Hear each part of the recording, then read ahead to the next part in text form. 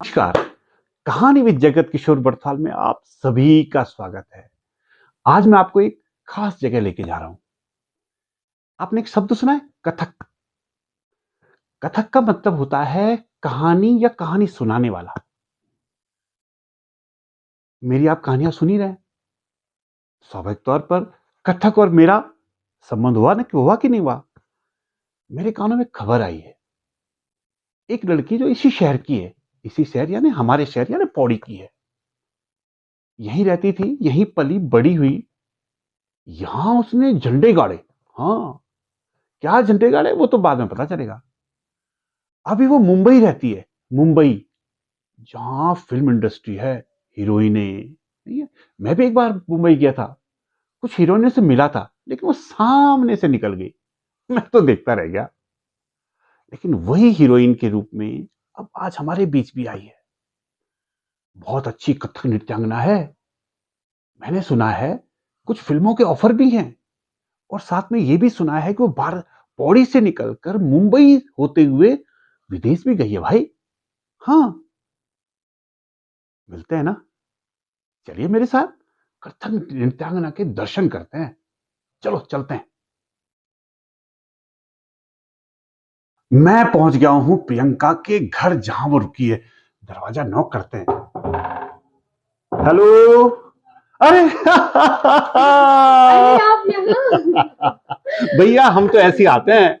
हमें तो मालूम पड़ा कि तुम पौड़ी आई हो, और हम सीधे चले आए, भागे दौड़े आए भैया। आप यकीन करो ना करो, लेकिन मैं सच में सोच रही थी कि आपसे मिलना है। सच में? हाँ, ये है प्रियंका रावत। आ जाइए। और आप लोगों ने देखा होगा, रामलीला की बेहतरीन अदाकारा। मेरे साथ भी सीता के रोल में उसने झंडे गाड़े थे।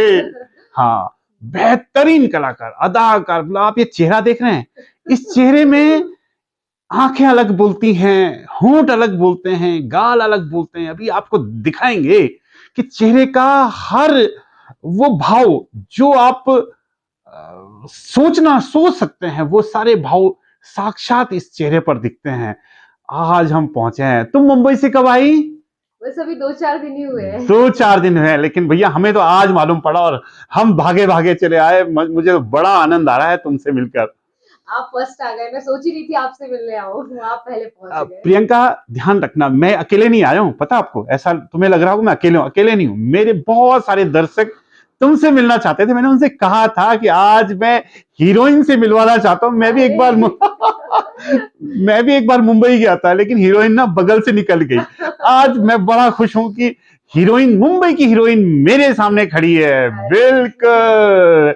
आइए, ये है प्रियंका रावत। पौड़ी की हैं, पौड़ी में पली बड़ी हैं, पौड़ी से ही शिक्षा ली, पौड़ी के मंचों से ही अपने को, अपना जो लक्ष्य है उसको तय किया, उसको वहां तक पहुंचने का मन बनाया। सच कह रहे हैं, सपने बहुत लोग देखते हैं, लेकिन सपने उनके पूरे होते हैं जो उन सपनों को पूरा करने के लिए उड़ान भी भरते हैं। मंजिल तक पहुंचने के लिए उड़ना पड़ता है, ध्यान रखिएगा। जो उड़ता नहीं है ना, वो फिर रेंगता रहता है बस। आइए, बहुत सारी बातें करते हैं हम प्रियंका से। आइए, आप बैठिए। बिल्कुल बिल्कुल बिल्कुल बिल्कुल। साथियों, मैं पहुंच गया हूं प्रियंका के पास। प्रियंका खाचूपट्टी की बहेली गांव की बेटी है। वहां से निकलकर वो पौड़ी आई, और पौड़ी में उसने कुछ सपने बुने, जो उसने बचपन से ही बुने। पौड़ी की रामला, क्योंकि पौड़ी की रामला एक ऐतिहासिक मंच है, जिसने ऐसे ऐसे कलाकारों को जन्म दिया है जिसकी हम कल्पना भी नहीं कर सकते, जिन्होंने विश्व के उस पटल तक अपने को पहुंचाया है, जहां एक आम आदमी या एक आम कलाकार कभी सोच भी नहीं सकता। लेकिन जब वो कलाकार विश्व के पटल पर अपनी पहचान बनाते हैं ना, तो उनको देखकर जो इस पौड़ी के या पौड़ी के आसपास के लोग हैं या कलाकार हैं, वो भी सपने बुनना शुरू करते हैं। ऐसे ही सपने प्रियंका ने भी बुने। उसने पौड़ी में अपनी कला को एक रूप देना, एक आकार देना शुरू किया। रामला के मंच पर पहुंची। अपने स्कूल से उसने बहुत अच्छे अच्छे कार्यक्रम किए, गढ़वाली फिल्मों में भी काम किया। लेकिन कहते हैं ना कि जब सपने बड़े हों, जब मन हिलोरें लेता है ना, तो फिर आदमी अपना संघर्ष नहीं देखता। प्रियंका, जिसके पौड़ी में मम्मी पापा तो थे, लेकिन मुंबई में कोई नहीं था। लेकिन हाँ, उसे इतना पता था कि जो सपना वो देख रही है, उसकी पूर्ति केवल मुंबई कर सकती है। उसने उड़ान भरी, कई किलोमीटर दूर, सैकड़ों किलोमीटर दूर, अपने घर से दूर, जहां उसका कोई नहीं था। उसके साथ केवल उसका सपना था। उस सपने को पूरा करने के लिए उसने अपने घर, अपने परिवार, अपने रिश्ते नाते, अपने बंधु बांधवों को छोड़ दिया।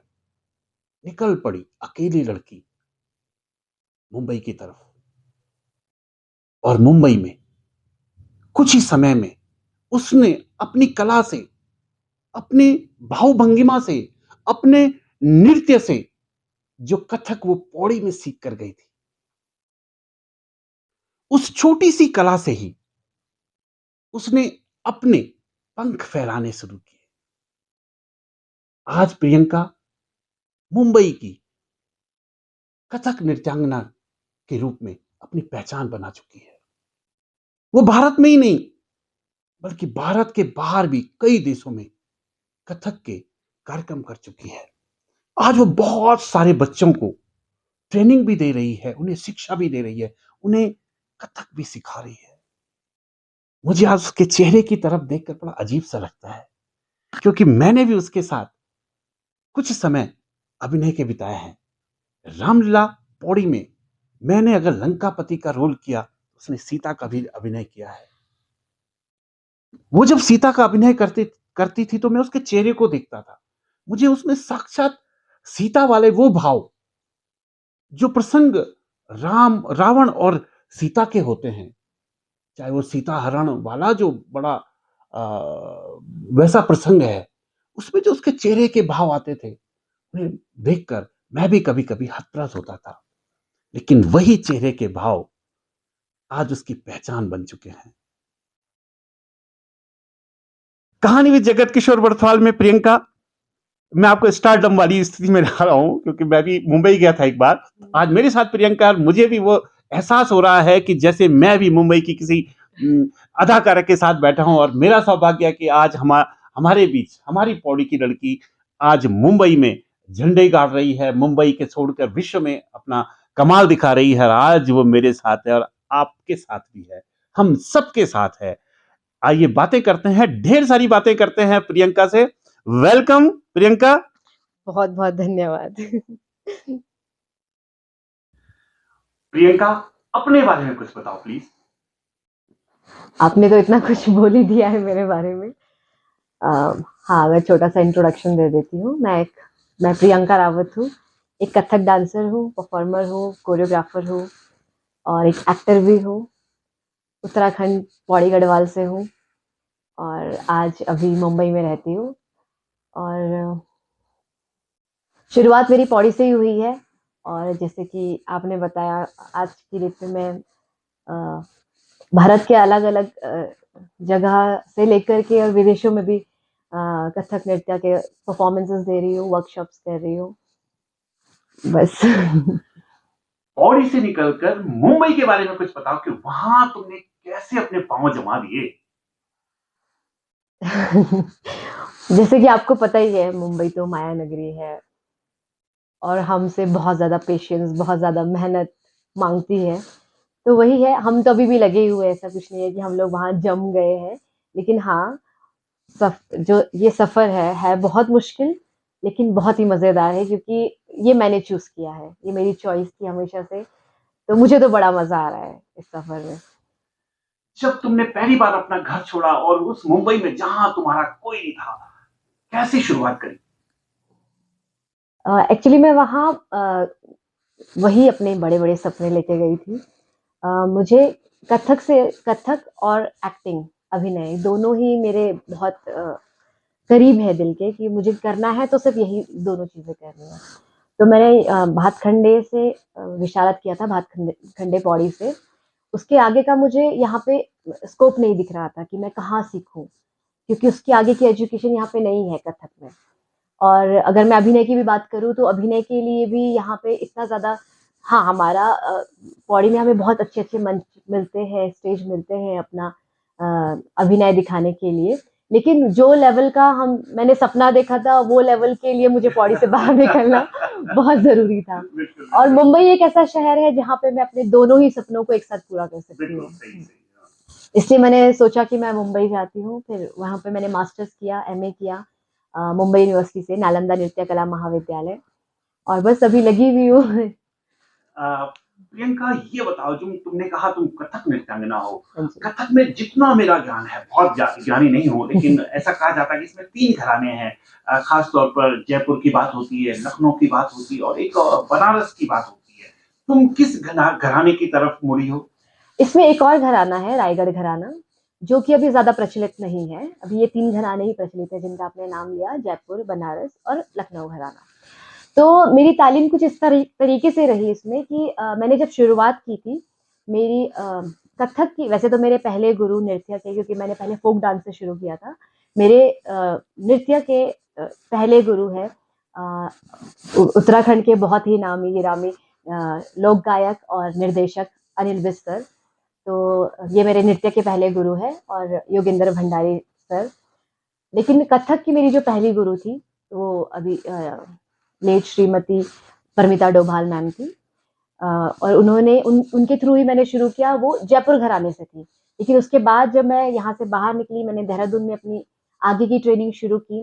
तो मेरे गुरु पंडित दीपक आनंद भट्ट और श्रीमती संचिता कुकरेती भट्ट, ये लोग लखनऊ घराने से थे, ये गुरु मेरे। तो फिर मैंने लखनऊ घराने की तालीम ली। फिर जब मैं मुंबई पहुंची, तो नालंदा में हमें सारे घरानों का ज्ञान दिया जाता है, तो वहाँ पे मोस्टली मैंने लखनऊ और जयपुर, ये दोनों ही घरानों किए। उसके बाद मैं मास्टर्स करने के बाद मैं दिल्ली गई कथक केंद्र में। बड़े गुरुजी पंडित राजेंद्र गंगानी जी, उनके अंडर मैंने जयपुर घराने से है, उनके अंडर मैंने रिफ्रेशर कोर्स किया कथक केंद्र से। तो मेरा जो तालीम है लखनऊ और जयपुर दोनों घरानों में है। अच्छा, जितना मैं जानता हूँ उसके हिसाब से, जैसे लखनऊ घराने में है, वहाँ कुछ कथक के हिसाब से मैं जानता हूँ कि हर घराने की एक अलग विधा है। कोई भावभंगिमा में काम करता है, कोई नृत्य उसमें करता है, कोई संगीत में उसमें करता है। तुम्हारी अदाएं बहुत बढ़िया है। उन अदाओं का प्रयोग कैसे करती हो तुम? किस रूप में करती हो? वैसे कथक के कोई भी घराना हो, हर घराने में सिर्फ छोटी-छोटी सी चेंजेस होते हैं, ऐसा कुछ नहीं है। मतलब फुटवर्क भी हम सब में करते हैं, अभिनय भी हम सब में करते हैं, लेकिन हाँ, थोड़ी-सी जो चीज़ें हैं जो कि जिस जगह पे वो डेवलप हुई है, वहाँ का एसेंस उसमें थोड़ा-सा आ जाता है। इस वजह से सिर्फ घरानों का प्रियंका, डिफरेंस मुझे है। तुम्हारी कुछ अदाएं देखनी है, भावभंगिमाएं देखनी है, और मैं भी चाहता हूँ मेरे सारे दर्शक, मुझे लगता है सभी लोग सुन रहे हैं, तो स्वाभाविक तौर पर उनका भी मन होगा कि कथक नृत्यांगना से बात हो रही है, तो वो थोड़ा कुछ। ये एक बंदिश मैंने, जो मेरी पहली गुरु है लेट श्रीमती परमिता डोभाल मैम, उन्होंने मुझे सिखाया था, तो वो मैं आपके सामने करती हूँ। मैं बहुत अच्छी सिंगर नहीं हूँ, लेकिन मैं ट्राई करूँगी। ओके। मैं राधा तेरी मेरा श्याम तू, पर यूं ना कलाई थाम तू। तो बेसिकली राधा बोल रही है। बहुत बढ़िया। एक दो चीजें और, please please please please please please. Krishna सखा मिल गए ग्वाल निख, फिरत फिरत जब देख लियो, तब ग्वाल के कांधे चढ़ माखन उतार लियो, और खाए लियो दध की मटकी झटकी पटकी, और दूध को पी के बखेर दियो। पकड़ लियो राधा ने जब तब ग्वाल सब भाग गए, दधी खाए गए। देख नारायण ताल बजा के नाचन लागे, किट थई तथई तथई तकिट थई तथई तथई तकिट थई तथई तथई। क्या बात है! मुझे लगता है मेरे साथ साथ मेरे सारे दर्शक झूमेंगे। आपका ये कथक कसम से लाजवाब लाजवाब लाजवाब। प्रियंका, ये तो कथक की बातें हुई। अभी ये बताओ, तुम अभिनय के क्षेत्र में क्या कर रही हो? अभिनय की शुरुआत मेरी पौड़ी के रामलीला मंच से शुरू हुई थी। अ, सबसे पहले मैंने नृत्य शुरू किया था, भाव नृत्य। उसके बाद मैंने अहिल्या का पात्र सबसे पहले वहाँ पे किया था और फिर सीता का पात्र सीधा किया था, जो कि मैंने आपके साथ ही किया है। जिसमें कि आप रावण थे। हाँ। और मैंने सीता हरण किया था, पता? और मैं ये दावे के साथ कह सकती हूँ वो हरण करने में आपको बहुत तकलीफ हुई थी। बिल्कुल, बिल्कुल, बिल्कुल, बिल्कुल। हाँ, प्लीज़ बताओ हाँ ज़रा। जी। तो शुरुआत मेरी रामलीला मंच से हुई थी और उसके बाद मैंने थिएटर किया है यहाँ पे। पर्वतीय नाट्य मंच मुंबई के साथ में किया है। रास कला मंच सफ़ीदों में किया है, उनके साथ में किया। अभी मुंबई में भी मैं थिएटर भी कर रही हूँ। साथ ही साथ मैंने एक फ़िल्म की थी उत्तराखंड की, बीच में भूली ये भूली फ़िल्म, जिसके निर्देशक लेट श्री नरेश खन्ना जी थे।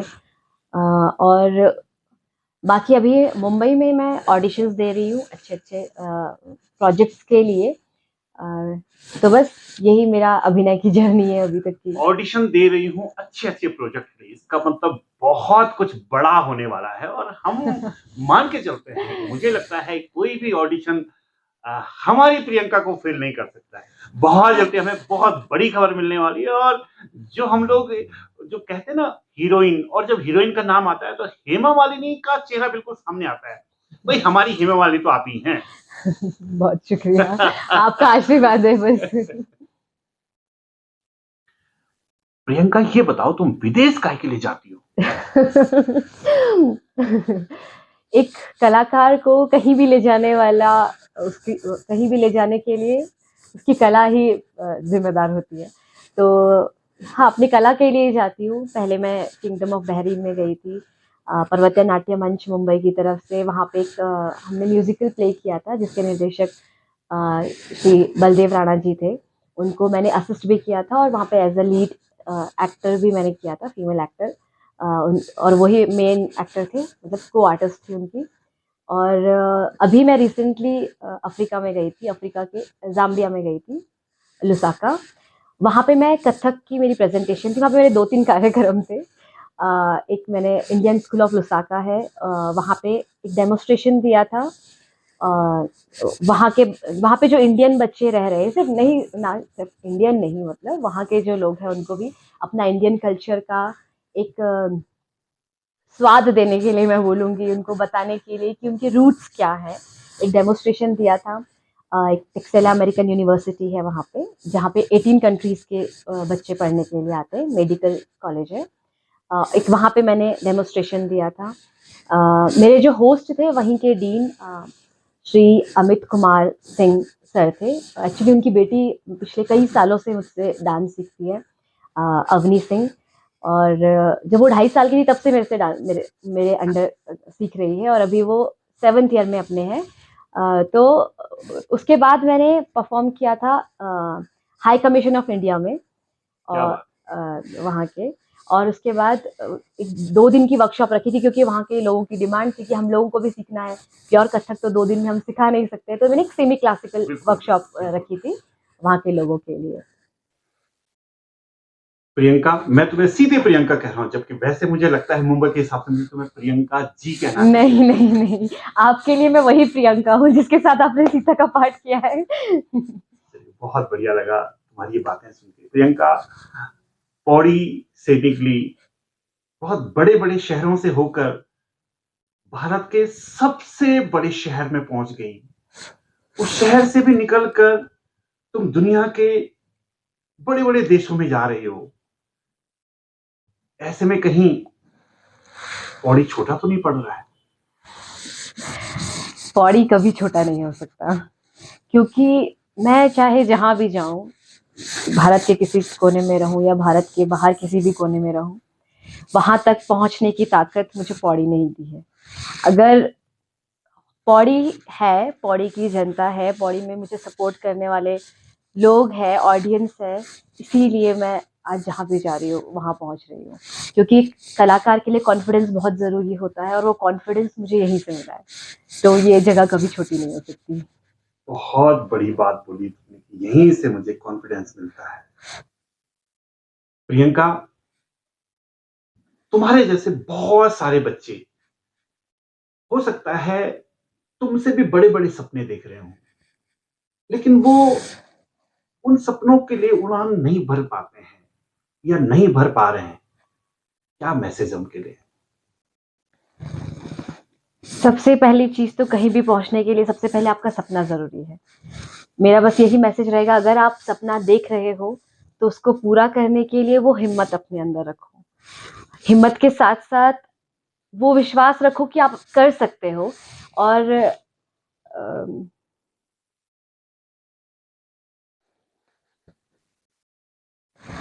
और अपनों का विश्वास, अपने शहर का विश्वास कभी टूटे ना। ये हमारी एक रिस्पॉन्सिबिलिटी है, जो भी लोग सपना देख रहे हैं आगे बढ़ने का। प्रियंका, अब मेरे दर्शकों के लिए भी कुछ हाय हेलो कर दो अपनी कथक की भाषा में, लेकिन जी, मेरा आप सभी को नमस्कार।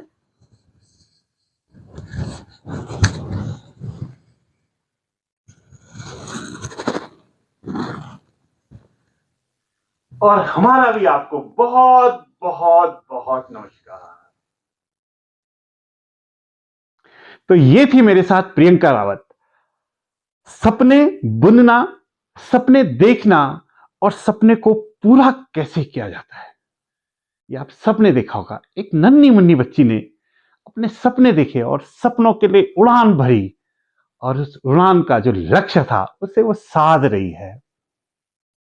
हम सबकी, आप सबकी ओर से, और मैं अपने चैनल की ओर से प्रियंका को बहुत बहुत शुभकामनाएं देता हूं, उसके उज्जवल भविष्य की कामना करता हूं। बहुत जल्दी कोई बड़े प्रोजेक्ट के साथ वो हम सबके सामने आएगी और हमारे इस शहर का नाम भी रोशन करेगी।